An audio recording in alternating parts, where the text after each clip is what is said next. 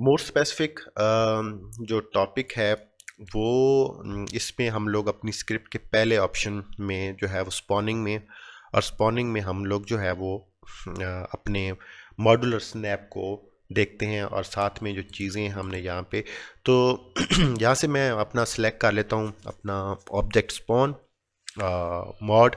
इसकी हॉट की होती है 1, सिलेक्शन की होती है 2, सॉरी 2।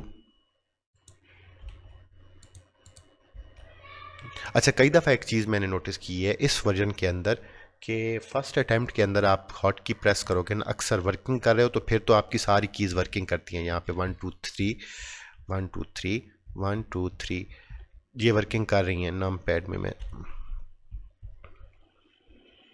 ये नम पैड वाली नहीं काम कर रही, आई डोंट नो, पर तो ये कीज़ काम करती हैं, लेकिन अक्सर जब आप यहाँ से बाहर जाते हैं और बाहर जाने के बाद दोबारा वापस आते हैं आर आर से, तो फिर जो है वो आपकी कीज़ ये उस वक्त काम नहीं करती। ये इसका छोटा सा है, लेकिन अपडेट के अंदर ये चीज़ सेटिंग हो जाएगी होपफुली। तो एक मरतबा यहाँ से जो है वो आपकी आइडिया होना चाहिए आपको, यहाँ से सिलेक्ट करने के बाद 1 2 3 ये अपडेट में इंशाल्लाह ताला चीज़ें सेट हो जाएंगी। तो 1 में जाता हूँ और साथ में जो है वो यहाँ से मैं अपना पहला मॉड्यूलर स्नैप की जो है वो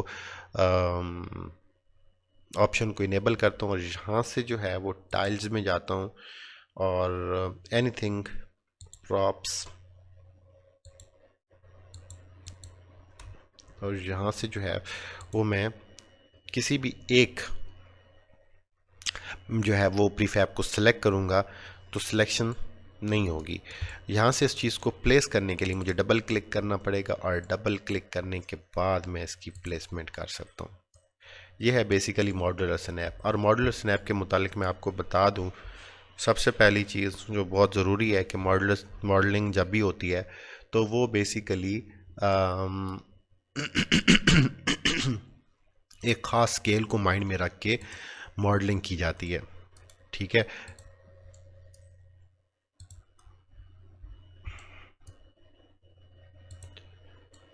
अच्छा, तो ये बेसिकली प्लेसमेंट है, वेरी बेसिक। आपने किसी भी ऑब्जेक्ट को सिलेक्ट करना है तो आपने उसको जो है वो डबल क्लिक यहाँ से करना है, ठीक है। और यहाँ से मैं इसका व्यू भी चेंज करता जाता हूँ, ठीक हो गया। तो प्लेसमेंट के लिए रिमेंबर दैट कि पहला सेक्शन जो आपका मॉड्यूलर है वो बेसिकली कभी भी वो सिर्फ और सिर्फ फॉलो कर रहा है आपके ग्रिड को। इस प्लेसमेंट में एक चीज़ याद रखनी है कि आपकी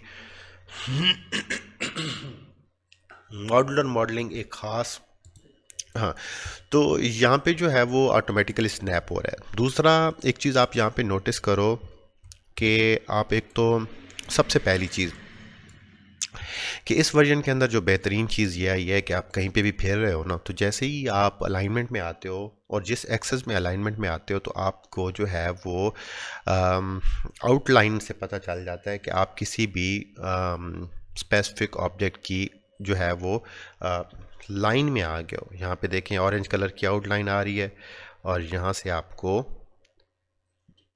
ब्लू कलर की आ रही है, ठीक है। यहाँ पे अगर मैं इसको चलता हूँ ये, तो यहाँ पे ये देखो, ठीक है, आउटलाइन नज़र आ रही है। प्लेसमेंट करते वक्त आपको बहुत फ़ायदा होता है। दूसरी चीज़ यहाँ पे नोटिस करो कि ना सिर्फ ये ग्रिड को स्नैप कर रहा है बल्कि ऑब्जेक्ट टू ऑब्जेक्ट भी स्नैप कर रहा है।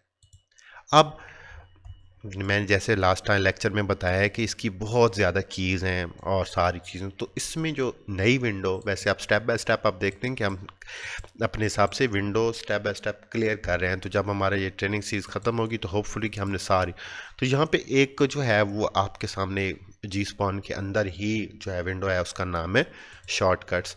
तो इस शॉर्टकट्स नाम की विंडो को मैं थोड़ा छोटा स्केल में कर देता हूँ, और इस विंडो को मैं उठा के रख देता हूँ यहाँ पे।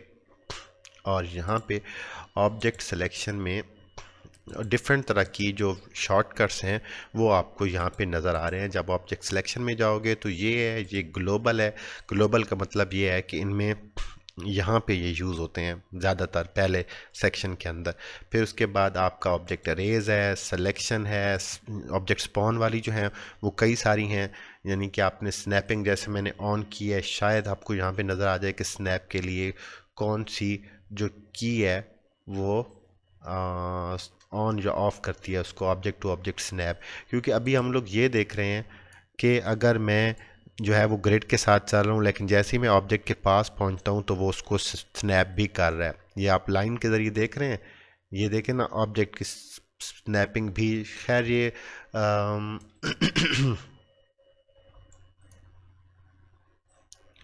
तो स्नैपिंग से हट के भी जो है वो इसमें स्केल इसका 5 को फॉलो कर रहा है। चले ठीक है, इसको बाद में देखते हैं।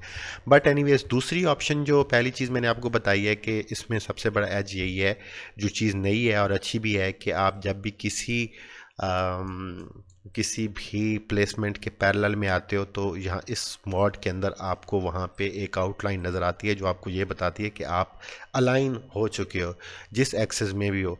और इसको ख़त्म करना कई दफ़ा इसकी ज़रूरत होती है और कई दफ़ा हमने इसको ख़त्म करना होता है। अगर मैं स्पेस प्रेस करूँ, सिर्फ स्पेस प्रेस करूँ, तो स्पेस के प्रेस होने से वो आउटलाइन का बार बार आना क्या हो गया है, ख़त्म हो गया है। यहाँ पे आप देखें फिर से स्पेस प्रेस करता हूँ तो जो है वो आउटलाइन आनी शुरू हो जाएगी, जबकि स्पेस प्रेस करूँगा तो वो आउटलाइन ख़त्म हो जाएगा। और शिफ्ट स्पेस से क्या होता है, अभी आपने कई दफ़ा ऐसा होता है कि ना सिर्फ हमें अलाइनमेंट चाहिए होती है बल्कि ये भी चाहिए होता है कि कहाँ पे और किस ऑब्जेक्ट के साथ कितने डिस्टेंस और ये चीज़ें मज़ीद डिटेल चाहिए होती है।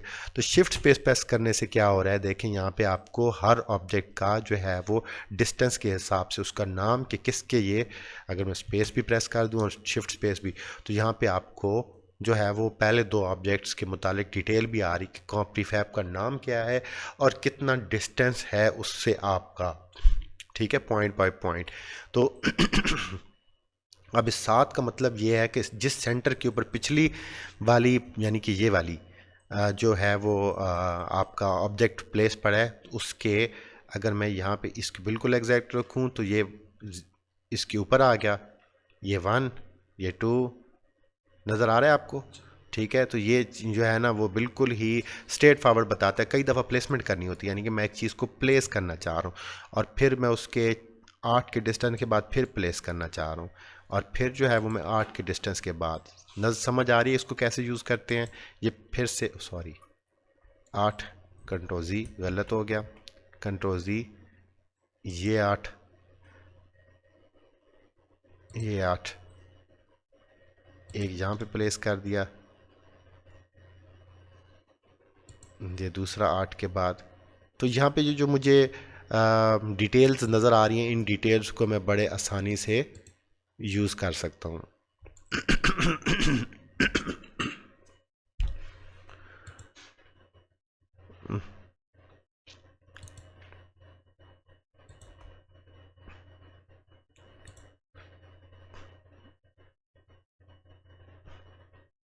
तो इन चीज़ों को यूज़ करके ये दो ऑप्शन पहले आपके हो गए, एक तो स्पेस के साथ आपकी ख़त्म हो गई और शिफ्ट स्पेस के साथ आपकी वो डिटेल भी ख़त्म हो गई। जो आपके अपना यूज़ है कि आप कैसे करते हैं। नोटिस करें कि यहाँ पे मैं चीज़ें प्लेस कर रहा हूँ तो प्लेस करने के बाद हर चीज़ जो है वो आउट ऑफ हायरार्की है, मतलब बिल्कुल ही जो है वो बाहर पड़ी है। तो नेक्स्ट लेक्चर के अंदर बेसिकली हम लोग थोड़ा सा ऑब्जेक्ट ग्रुपिंग को समझ लेते हैं और फिर प्लेसमेंट के इस जो है वो पहले सेक्शन को मज़ीद ऑनवर्ड देखते हैं।